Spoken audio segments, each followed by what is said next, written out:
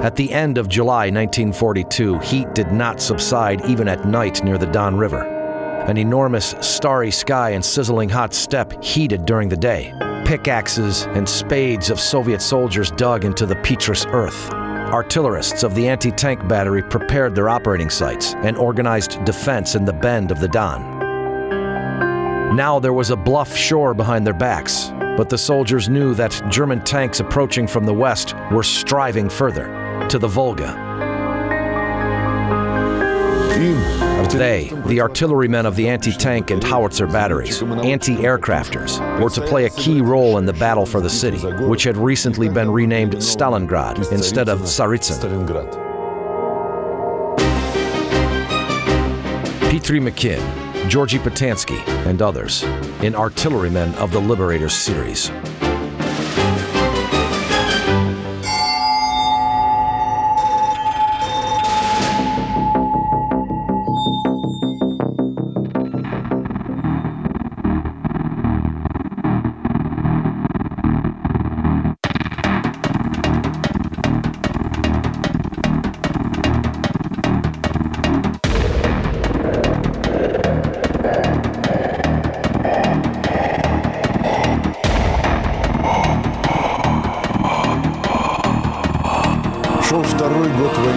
The war had been going on for 2 years, having recovered from its defeat near Moscow and Rostov. On June 28, 1942, Wehrmacht struck a hard blow on the southern part of the Soviet-German front line. The aim of the German summer campaign was to gain access to the coast of the Caspian Sea.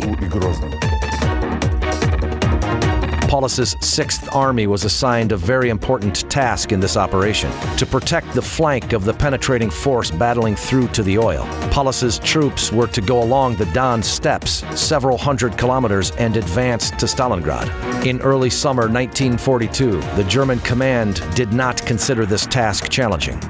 The Soviet artillerymen took up the defensive disposition in the bend of the Don River, at the point where its stream approaches the Volga. The German tanks had to go just 60 kilometers to Stalingrad from there. The artillerymen of the anti-tank batteries were to stop or to hinder the advance of these tanks. The preparation of the firing positions, that is, of the area where the artillerymen were organizing defense, started at night. After many kilometers of marching, there was no time for sleep. The gun had to be emplaced. Recesses for projectiles and trenches for the soldiers had to be dug by morning. The soldiers dug a circle 3 meters in diameter and 50 centimeters deep. The gun was emplaced there. This allowed firing the gun in different directions. Small trenches were dug nearby for the commanding officer, the gun layer, and for the chargeman. The whole crew did not need to be at the gun during the battle. One person was quite enough. After the round, the gun layer could cover in a trench while the chargeman was driving another shell into the barrel. Even if the gun was hit directly, at least one of the crew had a chance to survive. By dawn, the position was ready. Guns were put into an emplacement, and freshly dug earth was camouflaged with withered grass. There were 2 steel cases with shells close to the gun. One of them contained high-explosive shells which could be used to attack the firing points and the infantry of the enemy, and the second one contained anti-armor shells for destroying tanks. The ammo boxes were 15 meters away from the firing position. Well, now the sound of mortars is heard from the west. The soldiers take their positions.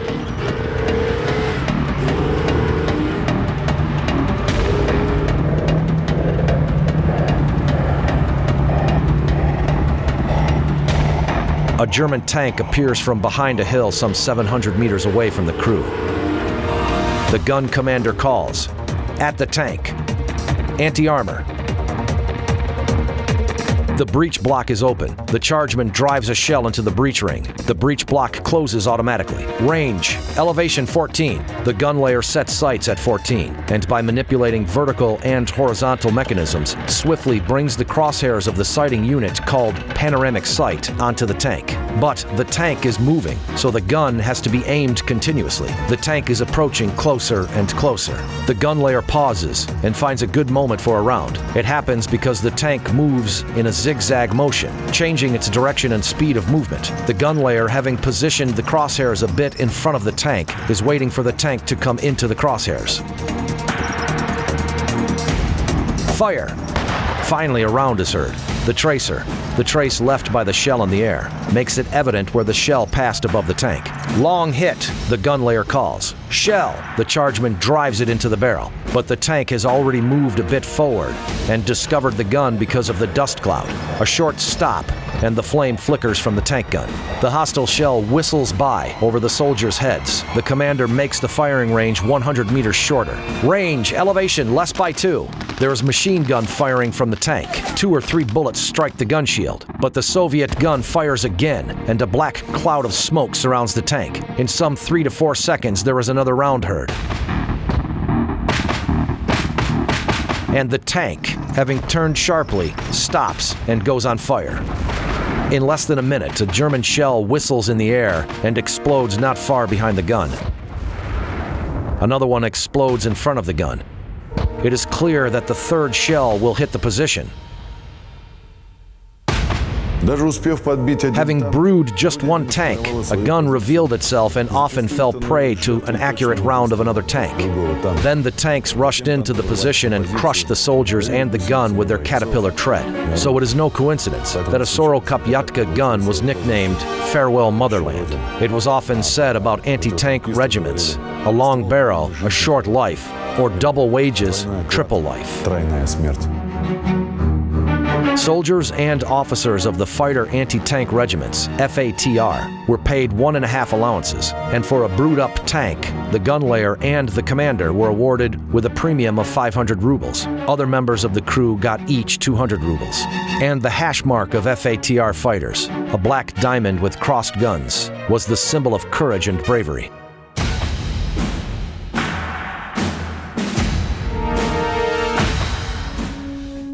After having suffered a wound, most soldiers of the Great Patriotic War tried to come back from the hospital to their unit. But the combat conditions did not allow this all the time, and the command did not always favor these requests of soldiers. Only few arms of service were an exception, including the anti-tank artillery. According to the order dated July 1, 1942, soldiers and officers of the anti-tank regiments were to return back to their units. That is how the command tried to preserve the substantial and indispensable experience of fighting tanks, which artillerymen could only gain in the battlefield. In 1941 and 1942, the main anti-tank gun of the Soviet Army was the 45mm gun model, 1937, which was called by the soldiers a Sorokapiatka, Russian for 45. This is exactly why batteries of Sorokapiatkas stood as the defensive screen blocking the Germans' ways to Stalingrad. A 45 gun was used to fight armored targets and infantry of the enemy during the entire war. It penetrated 43mm armor from 500 meters, which before 1943 was enough to fight the majority of hostile tanks and self-propelled guns. Artilleryman Mikhail Chernomordik recalls, 45mm guns, stumpy, lightweight, but they were extremely vulnerable. A low and narrow shield did not ensure protection from hostile fire. Until 1943, we could relatively successfully fire the tanks, but any mistake of the crew, as a rule, meant a death threat for the artillerymen. In 1943, heavy tanks Tiger and Panther and the modernized T-4s with 80mm front armor appeared on the battlefield. This armor was beyond the capacity of the Sorokapiatkas.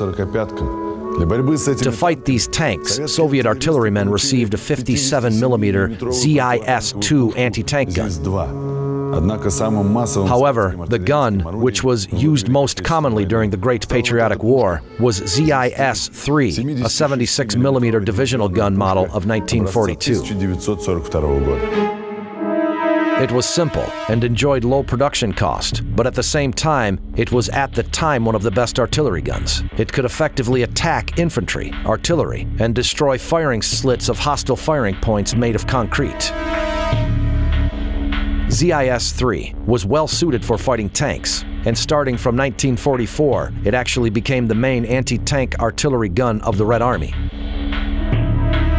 In just 2 months of combat action during March back from Kharkov to Stalingrad, anti-tank artillery brewed up 400 German tanks. But as the battlefield was more often in the hands of the enemy, most of these tanks were restored. By the 20th day of August, German tank regiments broke through to Stalingrad. The artillery was to say a decisive word in the city defense.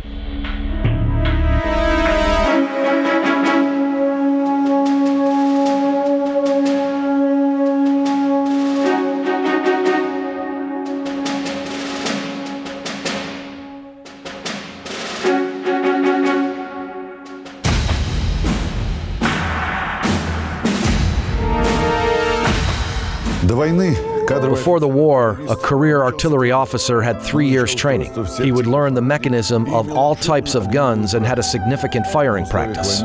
But during the war, when many artillery schools were evacuated to the far corners of the country, while the front line continuously required new commanders, the term of training was reduced to 4 to 6 months. The future commanders of platoons and batteries studied the tactical science, guns, communication, topography, engineering, and automotive science, and learned to fire at firing ranges. Military students were trained to deliver direct fire and fire from a defilade position when the target is located beyond the line of sight of the artilleryman. In the latter case, target accuracy depends to a large extent on the academic training of the commanders, skills with gauges, and the ability to make accurate calculations. At the firing range, the students were given tasks to perform a full and concise preparation of data for target shooting. For this end, the future artillerymen were given the position data of the hypothetical target and the weather data affecting shell deviation. The concise training was done faster. Afterwards, at the front line, young artillerymen found out that there would be no time for a complete training in combat conditions. Vladimir Bant recalls, "The commander of the artillery school battery told us, take it easy about academic science. Learn how to use foot wrap well, without wrinkles. As for fighting, you will be in divisional or anti-tank artillery, engaging in direct fire. And there, once you see it, you fire." Having made the required calculations, the students by no means at all classes could verify whether they were correct. In conditions when the shells were supplied first of all for the front line, academic instructors often told students that every round they fired was a pair of box calf boots. However, students necessarily had target practice. Here, future artillery aces were very soon discovered, those who possessed necessary skills and an inborn intuition.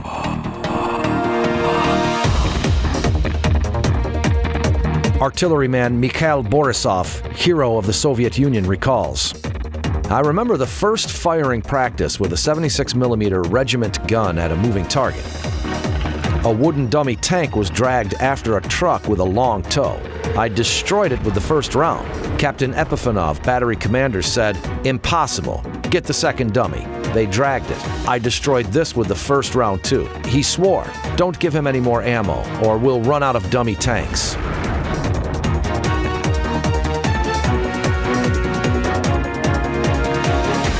During classes, crew members permanently changed roles so that every military student could try himself as a gun layer and a loader, a gun commander, and the commander of the firing platoon. Students also studied powerful artillery systems.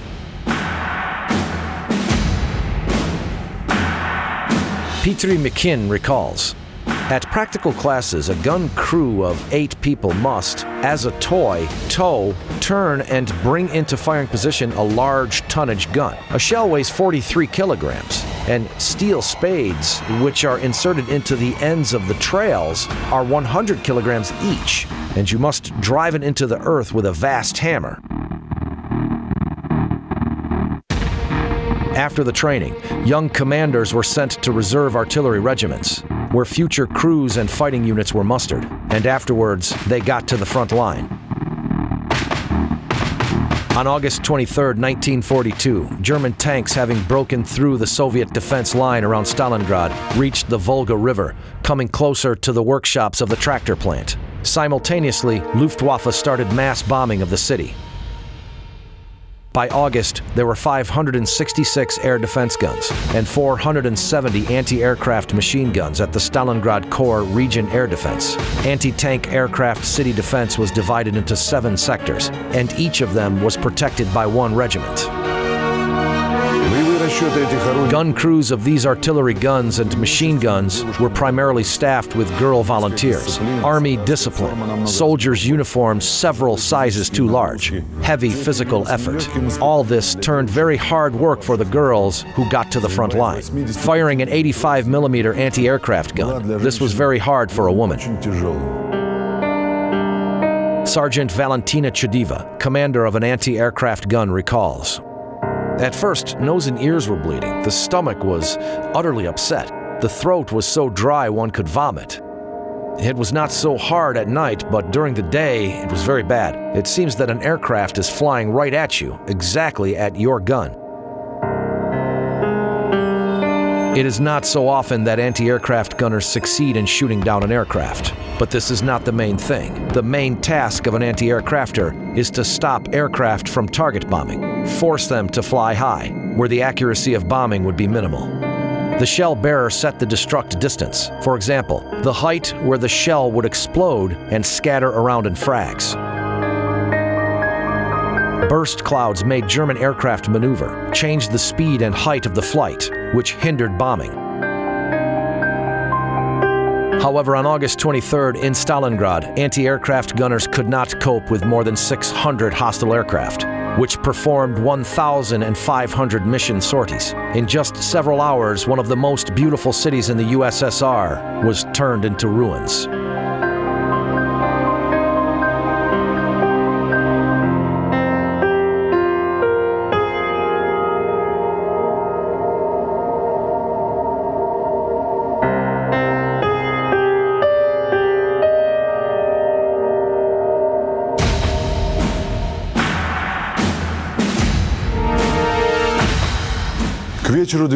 By the evening of September 12th, when the just-appointed new commander of the 62nd Army, Vasily Choykov, arrived in Stalingrad, his troops had retreated into the city.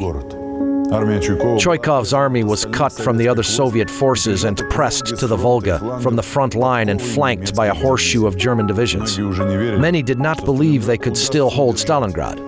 In this critical situation, Choykov made the only possible decision: to station heavy artillery not in Stalingrad, but on the opposite bank of the Volga.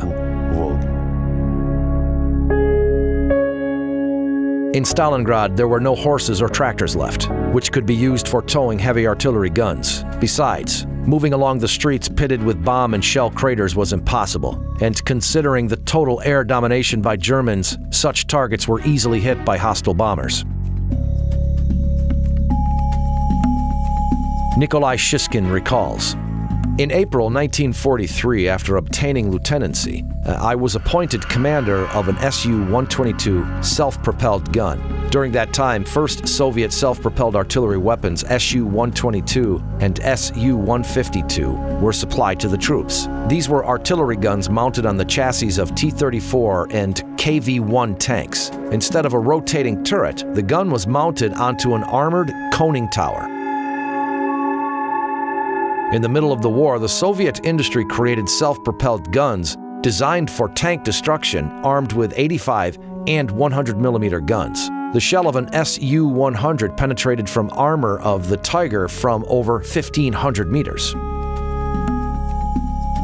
Low-range guns, howitzers, differ from guns not only by a heavier charge. Guns are most effective when firing at the so-called low trajectory. Its target is most often within the line of sight range. These are tanks, firing points, and structures. The flight trajectory of a howitzer shell has a steeper curve. Howitzers can destroy targets located at the distance up to 30 miles, which are also hidden from artillerymen by the terrain or the buildings. However, as the target itself is not visible, the results of the battery fire are not to be seen. That is why, to ensure precise fire, observers, adjusters should always be at the forefront of the battle, who would report to the battery on the results of firing and make corrections.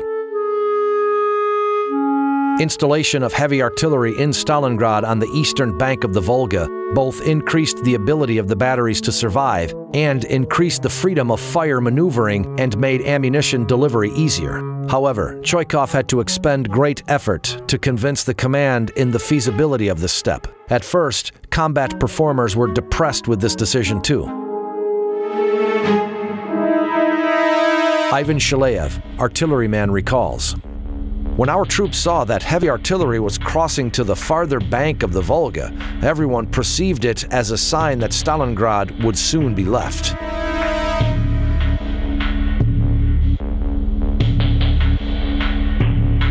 But the subsequent days of the battle proved the correctness of Chuikov's decision, and the soldiers were again full of confidence.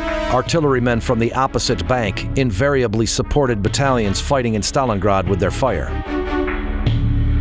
Only artillery scouts, adjusters, and communications men, who provided communication between the observation point and the firing position, were left in the city.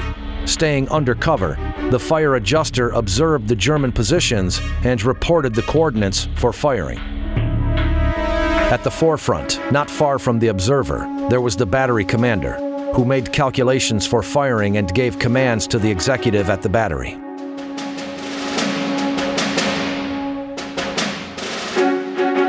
Artillery scout Georgy Patansky recalls, "My observation position was in a trench at the bank, and afterwards, when our troops captured the mill, I went there. I was observing from a window about the 4th floor high, and I did not use binoculars, but a periscope. There were a lot of snipers, and if I raised my head above the windowsill, a sniper would immediately kill me." In the evening, on September 27th, Sergeant Yakov Pavlov received an order to survey a house, which was located 100 meters in front of the mill. Having crossed the square covered with dead bodies, an infantry detachment got down to the basement through a window. The residents of the house warned them that they had heard German speech at the other part of the building. After showering Germans with grenades, the Red Army men captured the building. Soon after that, Lieutenant Afanziev's platoon, ensuring the defense, arrived at the house. Afterwards, communication men and artillery scouts came. It was difficult to find former streets and squares with familiar names among the ruins of Stalingrad. Not house addresses, but strong points, firing points, and other landmarks for artillery firing were plotted on maps. Any basement, plant workshop, bedroom in a flat, or the remnants of a pipe could obtain a proper name. Thus, the Pavlov's house designation appeared on Soviet artillery maps instead of Region Consumer Union.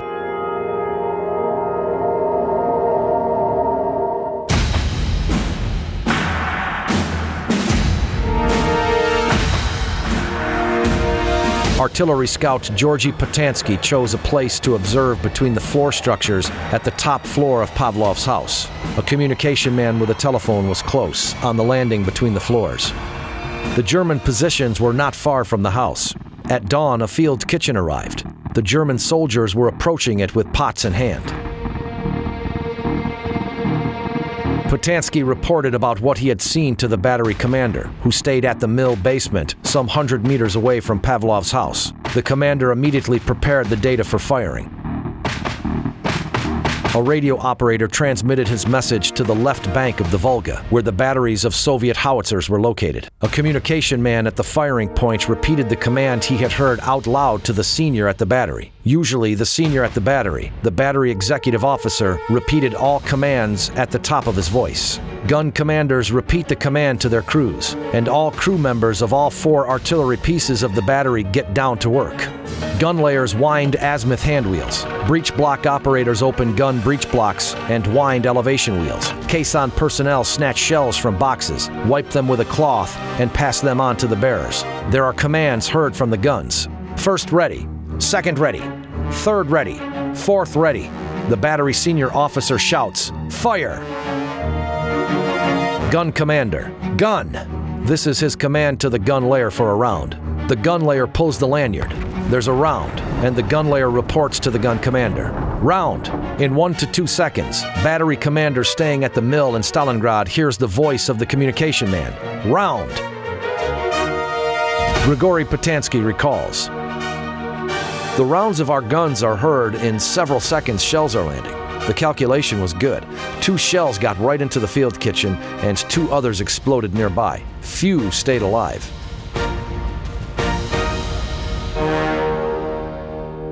In the moments of inactivity between battles, artillerymen were primarily busy cleaning and adjusting their guns. Nikolai Markov recalls, "After firing, cleaning is a must. The gun layer was aligning the sight line to the reticle. In case of some faults at the battery, there were 2 gun busters who corrected these. But failures were rare, as the gun was very reliable."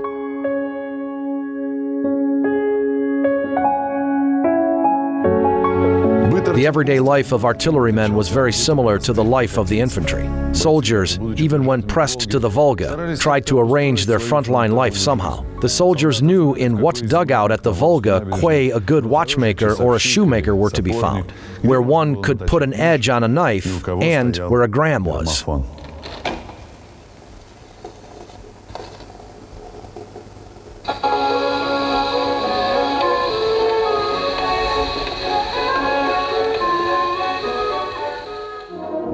The relations between artillerymen at the front line were brotherly.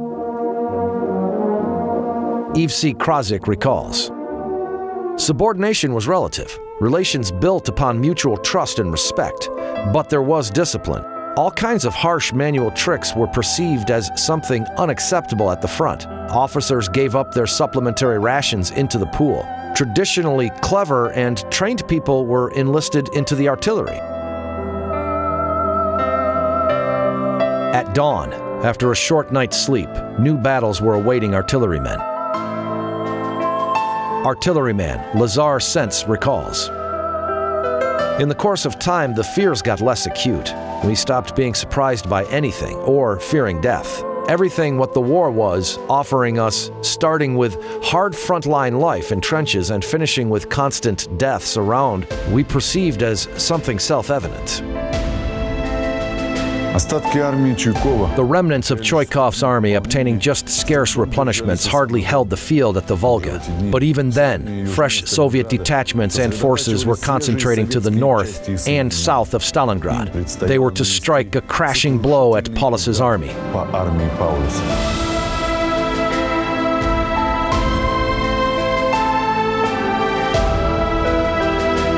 Artillery was to become the main crushing power of the advancing fronts. The drone of engines was heard constantly. These were guns, tanks, and automobiles moving to the front line. Artillery intelligence uncovered important targets, enemies' centers of resistance, hostile observation points, and artillery batteries. On November 19, 1942, Soviet troops started a counter-offensive near Stalingrad, which began with a mighty artillery preparation. If during the counterstrike of the Red Army near Moscow, the density of the Soviet artillery rarely exceeded 30 to 40 guns per 1 kilometer of the front line, these figures were around 80 to 100 guns and mortars per 1 kilometer at the beginning of Operation Uranus, aimed to envelop Paulus's army. It means that guns stood on average every 10 meters of the front line. The famous Katyushas finished the artillery preparation. In response to their signal, the infantry started the attack.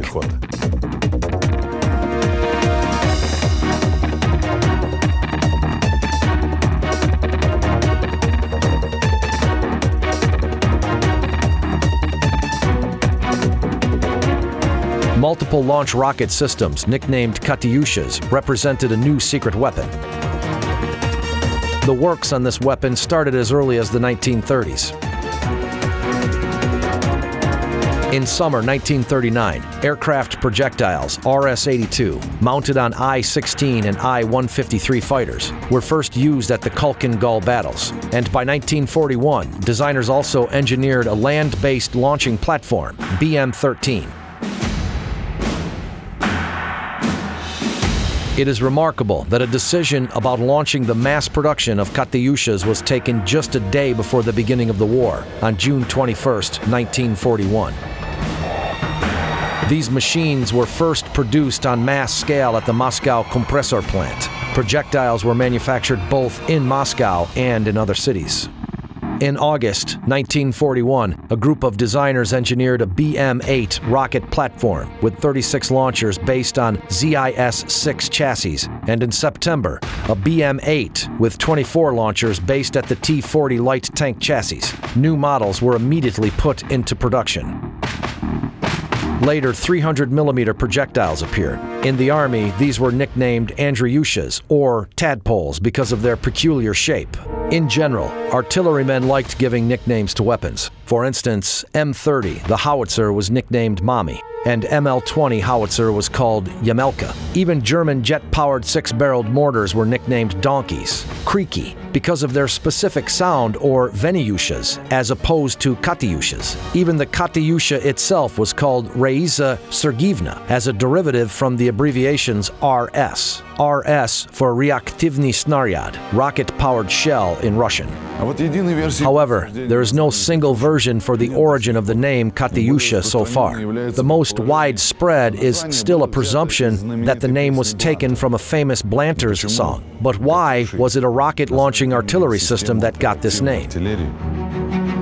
There is a version that test engineers who worked at the testing ground among themselves called rocket projectiles CATs. CAT is an abbreviation from Kostikov, Automatic Thermal, named after the project manager, Andriy Kostikov. Thus, we have Katyusha. Another option is that the name comes from the letter K on the mortar body, as launchers were manufactured by the plant named after Kalinin. According to another source, it was the Comintern factory.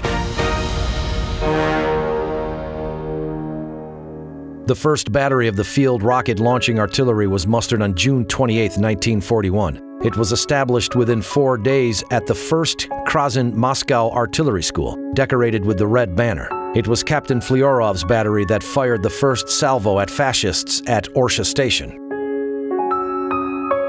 Upon Stalin's initiative, all frontline Katyushas were brought into a new arm of service, GMR, which meant Guards Mortar Regiments. It was hard to get into these units. Only the best graduates of artillery schools and artillerymen with battlefield experience and irreproachable personal background were sent to serve there. As a rule, the newly qualified Guards Mortar gunners learned all the tricks of firing Katyusha at their regiments only. Furthermore, even commanders of Guards Mortar Regiments knew only the small part about the mechanism of the rocket launcher necessary to accomplish the mission. Besides, there was an order according to which every Katyusha commander had to blow it up in case of a threat of the enemy capturing the launcher. Every launcher was equipped with a box of TNT blocks for this purpose. The failure to carry out this order meant for the commander a threat of execution by firing squad according to a tribunal sentence. The launchers were classified top secret, and therefore at the beginning of war, such commands as "give fire" were prohibited. Instead, commands "sing" or "play" were used, which were possibly associated with the song Katyusha. In 1941, Katyusha rocket launcher was mounted on the chassis of the domestic ZIS-6 truck, light tanks, and even tractors. But as early as before the Battle of Stalingrad, Katyushas were beginning to be based on the chassis of the Lend-Lease Studebaker truck, which significantly increased their cross-country performance. Alexander Zuev, commander of a launching platoon, recalls, "This is, after all, a cross-country vehicle, this Studebaker. Both the front and the rear axle are driving, maneuverable, reliable. And as for ZIS, you start driving, it dies, all kinds of things happen. They were feverish." The BM-13 unit itself was a metal frame with a rack of 5-meter steel H-beams mounted on it. 16 to 24 rails were installed on one truck. The frame with the rack of rails was solidly mounted on the rotating frame. The launcher had both a rotating and an elevating gear, bracket for the sighting unit with regular artillery panorama, and an iron fuel tank fastened onto the cab. At the rear of the chassis, 2 swinged jacks were mounted. Cab windshields were covered with folded armored blast covers. Opposite the seat of the combat vehicle commander, a small rectangular box was fastened onto the front panel. It had a spinner looking like a phone dial disc and a handle. This device was called the Fire Control Console, the short form FCC. A cord assembly went from the console to the accumulator and each rail. When the FCC handle rotated, the electrical circuit was completed. An exploder in the front part of the rocket's chamber of the shell went off. The rocket charge ignited and there was a round. The rate of fire was determined by the rate of rotating the FCC handle. 16 rockets from a BM-13 unit could be launched in 8 to 10 seconds.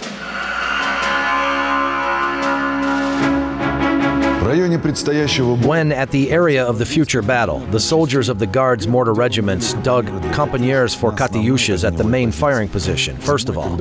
In winter, when the earth was hard as granite, the trench was dug deep enough just to cover the most essential part, that is, the truck's engine. If the truck did not leave the position right after the salvo, in a minute, the battery would be hit with German shells. To prepare the salvo, ballistic artillery tables were used. Maximum firing range was 7 kilometers. That is why it was very hard to precisely estimate the assumed shell dispersion. Aiming was based on the rail's elevation. The commander of the launching platoon was in charge of the salvo, as both the battery commander and the operations platoon commander were right at the front line. Command was given. Deflection, angle so-and-so, aim at azimuth. Elevation, range so-and-so, ready. Safety caps off, ready. Cruise to shelter. And then, at the fascist swine, battery, in salvo. During the salvo, the fire gun commander was in the launcher cab. If one of the rockets did not go off the rails, the command, launcher commanders switch off FCCs was given. Sometimes a salvo from the twin, 2 rows of rails with 8 rockets in each, was fired with a delay. This was called buying time. It means launch 1 rocket at a time, one after another, 16 rockets within 16 seconds.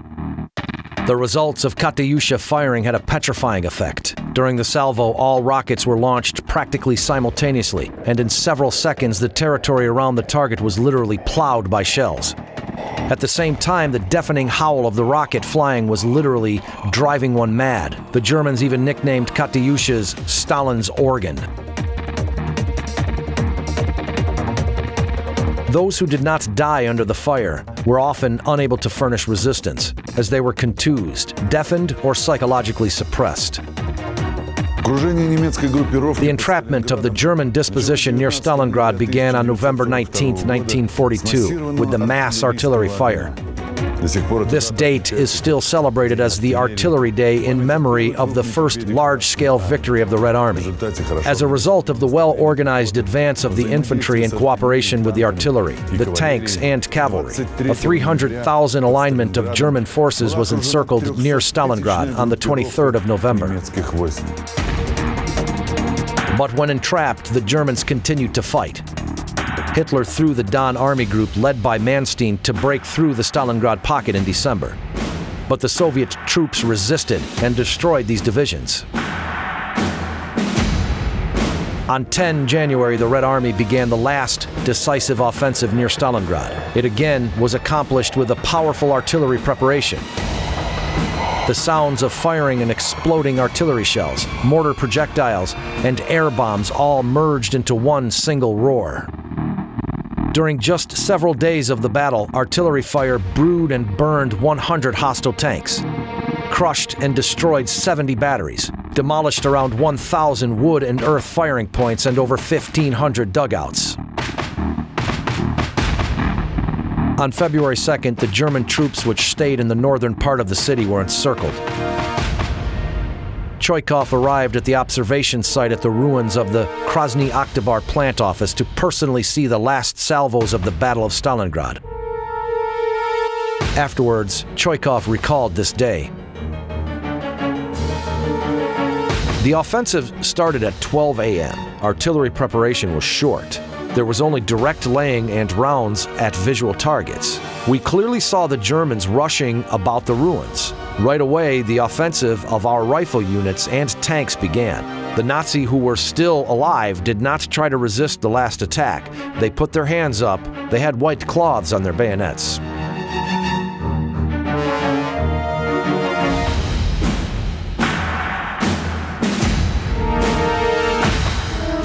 Vitaly Ulanov recalls, "After the rain, the regiment lined up at the hillside. The soldiers in heavy greatcoats soaked with water slip, puttees uncoiling. The regiment's commanding officer went up to the hill to present awards to the military personnel, and suddenly they push me. Go, it's for you. What? And now I hear Junior Sergeant Ulanov, the Order of the Patriotic War, First Class. I walked in a wet greatcoat along the hillside. I approached, reported that I had arrived to get the award, but the regiment's commander held the order in his hand, turned it back and forth, scrutinizing it. What a nice order. I snatched it. I served the Soviet Union, turned around and walked back to the line. The guys patted me on the shoulder and asked to show them the order. Of course, it was very exciting. The Order of the Patriotic War was established in 1942. It was awarded to enlisted men and officers for exceptional bravery, endurance and courage on a battlefield, and contribution to the success of warfare by their actions. This became the first order established during the Great Patriotic War. For the first time in the Soviet award system, the statute to the order contained the list of specific heroic deeds for which the distinguished person could be put forward to the decoration. Moreover, the Order of the Patriotic War is the first order with distinction into classes. During 35 years, the Order of the Patriotic War remained the only Soviet order, which was passed on to the family as a memory after the death of the person decorated. The other orders had to be returned to the state. Only in 1977, this rule started to pertain to other orders and medals.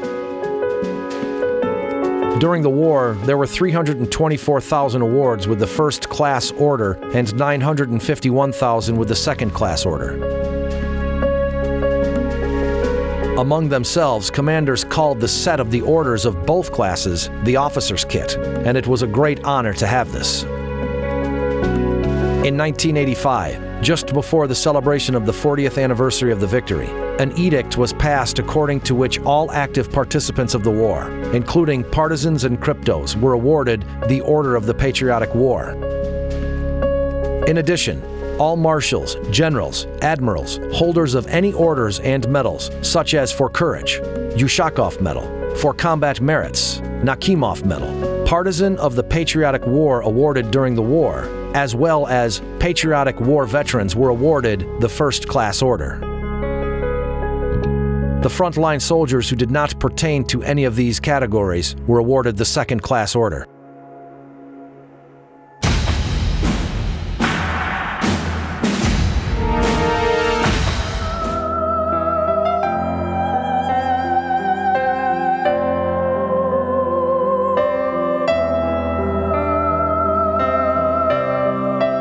One of the greatest battles in the world history ended with the victory of the Soviet Army. It was here, near Stalingrad, that the Soviet artillerymen proved that their arm of service was deservedly called the God of War. The artillery was used increasingly on a larger scale all the way to Berlin. During the artillery preparation before the Berlin offensive, the density of the Soviet artillery was increased up to 200 to 300 guns per 1 kilometer of the front line.